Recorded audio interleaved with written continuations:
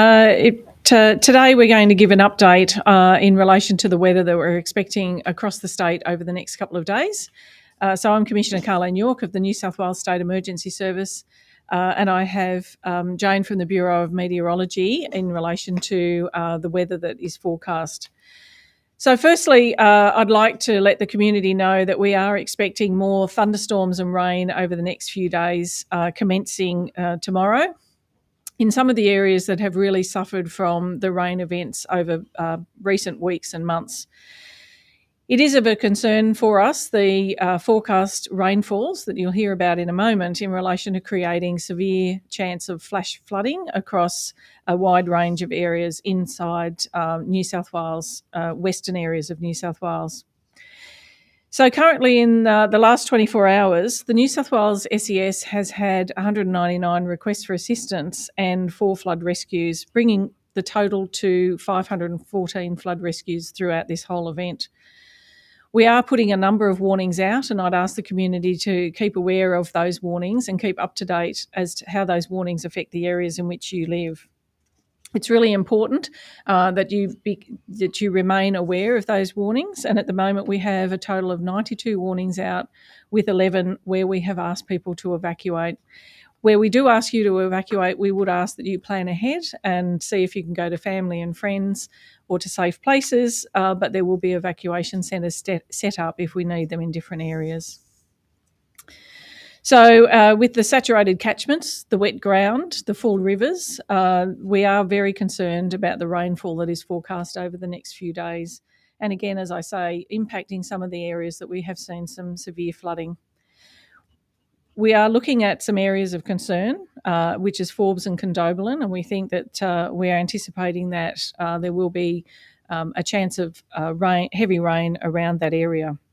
We have been working with the community and have done over 400 rapid damage assessments to try and get people back into their homes as soon as possible.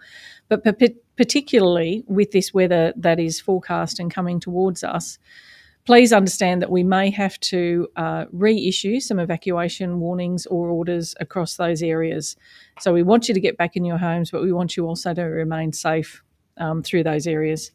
Particularly around Gunnedah, we're looking at working with the community at Gunnedah, around Wagga, Narrandera, also Walgett, Collarena, Bryan, Lightning Ridge, and down at Moama on the Victorian-New South Wales border. There's a number of emergency warnings in place across all those areas.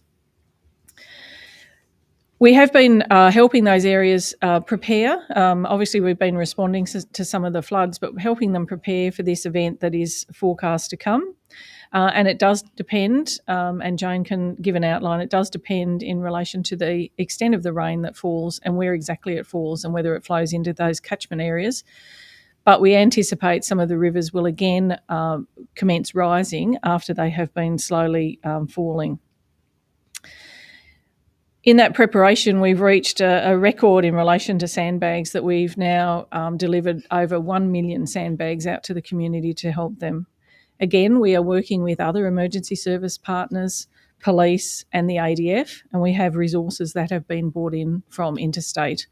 So there are a lot of people out there to help these communities for this forecast weather event that's coming. Not only are we preparing and responding, but we're also assisting those communities with resupply. There's a large number of communities that are isolated. We're helping them with food, medicine and any medical evacuations as well, together with New South Wales Ambulance. So I'd ask the community to, again, be aware of these warnings, to prepare for your homes. If you need sandbags, go into the council or SES, depending on where those sandbags are located in your community, and stock up on those sandbags and protect your property. Particularly, a lot of rural areas will be impacted, and again, look at the safety of your stock, get them to higher ground, and try and make sure you're as prepared as possible for the weather event that's coming. I remind the community of the dangers of floodwaters throughout the state at the moment. So travelling around the state and driving on some of these roads, there's substantial damage to some of these secondary roads out there in the community, and it is dangerous to take it for granted that floodwaters are not a risk to the safety of you and your family in the vehicles. So please do not drive through floodwaters. I've also seen a large number of images of people walking or children playing in floodwaters. These are contaminated waters. There's also wildlife such as snakes and spiders that are seeking to go to higher ground and have been displaced. There's livestock, there's contaminated sewage that might have got in the water. So particularly it's a danger to your health. So please don't walk or play in floodwaters and allow children to play in those floodwaters. So again, keep up with our information on particularly the New South Wales website, SES website, and the Bureau's website as well. And make sure that you make safe decisions for you and your family. If you need assistance from the SES, ring 132 500, and if it's life-threatening, ring 000. So I'll now hand over to the Bureau for the weather forecast. Thank you, Commissioner. So over the last week, we've had a bit of a reprieve in the weather over New South Wales. The flooding has continued, and some sites, as you move down the river systems, have seen escalating floods, but we have had a bit of a reprieve from rain over New South Wales. What we're seeing now is we're seeing another low-pressure system develop over New South Wales and drag in moisture from northern Australia into the state. And what that means is it looks like it'll be a lot easier for the atmosphere to produce thunderstorms over the next few days. We're already seeing thunderstorm development over Western New South Wales, far Western New South Wales. Yesterday we saw a line of storms move up from a span from New South Wales up into Queensland, and that shifted eastwards during the course of the day, and we saw some very strong wind gusts out of that and some very intense short bursts of rain. Ivanhoe picked up around 50 millimetres in a short period of time. Fowler's Gap, another location out in inland New South Wales, picked up around about 90 kilometre per hour gust. So some very dangerous storms out there over the next few days. Today, the focus for the storms looks like it'll be over for the severe storms. Storms are possible across New South Wales today. The focus for the severe storms looks like it'll be over the central inland parts of the state. So that's places like Hay, Condobolin, Narrandera, Cobar, Burke. So areas that have experienced a lot of flooding over recent weeks, and some of those locations are currently experiencing major flooding. That area today and tomorrow looks like they're at risk of severe thunderstorms. So the low pressure, just in summary for the storms, that low pressure system over New South Wales the next couple of days, producing thunderstorms and some quite dangerous ones out there. We're also seeing on our charts a cold front start to approach the state, which looks like it will move into New South Wales on Sunday, as Commissioner York detailed. And that cold front does look like it will produce widespread rainfall again over the inland of New South Wales.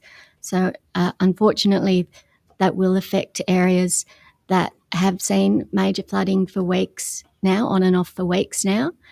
The flooding from the water from the last system has moved down from the upper reaches of the catchment and is now shifting down into the lower parts of the rivers as it tracks towards South Australia.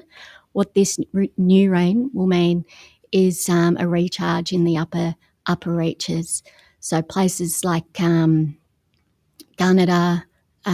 Tamworth, Moree, Dubbo, Parkes, Bathurst, Wagga could see renewed flooding later in the weekend into Monday, Tuesday, as this rain falls.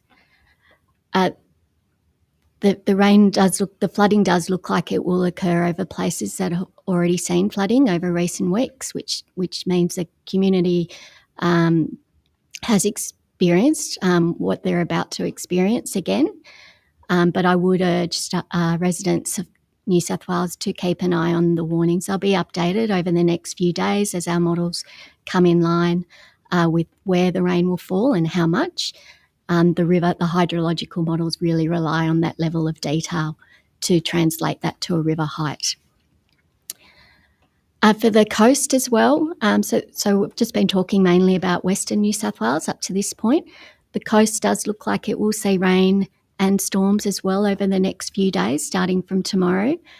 Tomorrow, the Blue Mountains of New South Wales could pick up some storms in the afternoon, and then Sunday, really also extending towards the coast as that front moves across. Storms could be severe along the coast as well, the eastern side of the divide. Over the next few days, the Bureau will be issuing severe thunderstorm warnings as we see that develop on the radar images, and just urging the community along the coast, where we've also had a bit of a break, just to keep an eye on the forecast over the next few days.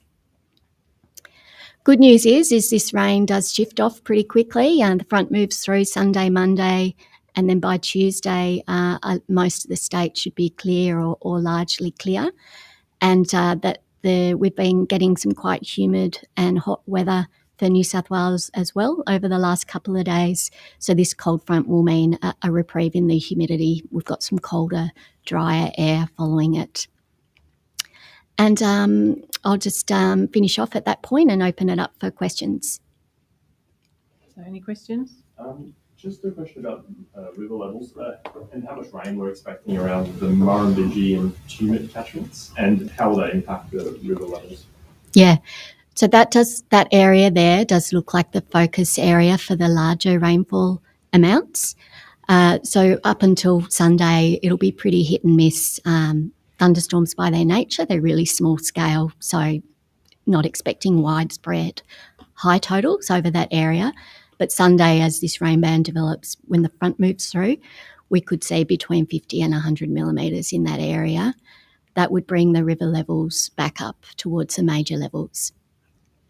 And what about Jamgai and Tuna that we're expecting flooding? Similar totals and similar watch point for significant flooding in that area. Is this a pattern that will keep continuing, the sense of rain, reprieve, Yeah, so this, we've got all the climate drivers lined up at the moment to mean when it rains, it's good rain, it's heavy rain. But this is the time of the year where we do see systems move through with regularity over inland New South Wales. At some point, and it's normally December, that shifts over to the eastern side of the divide, the winds turn easterly and the coast becomes more of a focus. Our climate drivers are suggesting that the one that brings the moisture into the west is easing off a bit. So there is hope for the inland that it'll ease off a bit over the next month or two. However, the eastern half of the state will probably increase, and we'll still get storms over the west anyhow, and they produce really localised heavy rainfalls, and you'll see the flash flooding continue through there. Western South Wales will be pretty much lead up to Christmas and then inside. That's typically what we see this time of year. Yep. Will that reprieve, as of next week when that system moves through, allow a chance for these swollen river systems to drain out?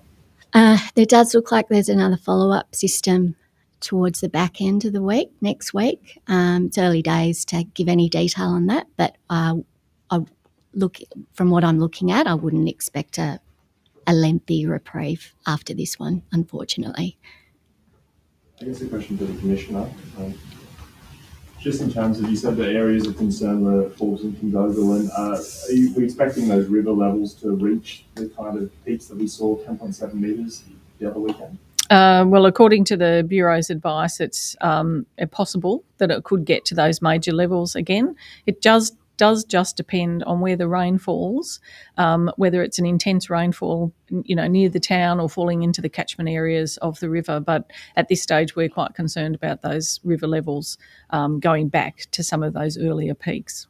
Do you feel like you're deploying more resources after that with the recent flooding that we had in Forbes, or is it just, I guess, this is a similar sort of... We've been moving our resources around really to the area. So obviously we have the core resources for our units located in those country towns, but we have added some resources from the eastern coast where we're not getting the rainfall at the moment. I think we've got 60 or 70 out from the metropolitan zone at the moment, and that's always changing every 3 to 5 days, depending on how long that operation visit for them is. We've got the interstate resources coming in as well, and thanks to them for coming in. Thanks for all our volunteers for helping the communities. It just seems endless at the moment, and we are making sure that we're resourcing at least through to Christmas and after, and looking at our rosters, calling on our other emergency service partners to work with us, which they're doing an excellent job as well. In terms of people in the community, residents that are cut off, which areas in particular are you seeing the greatest number of people cut off, and I guess how long are they expected to be? Yeah. Well, there's a lot of areas around the Central Plains towards the west of New South Wales as well. We're looking at Menindee and their flood levels, depending on the releases of the dam and how the waters flow through those communities. We're very active in the resupply. We've got a large aviation component out there. We're working directly with supermarkets and suppliers, and they're always changing their routes depending on what roads are available to get into what towns.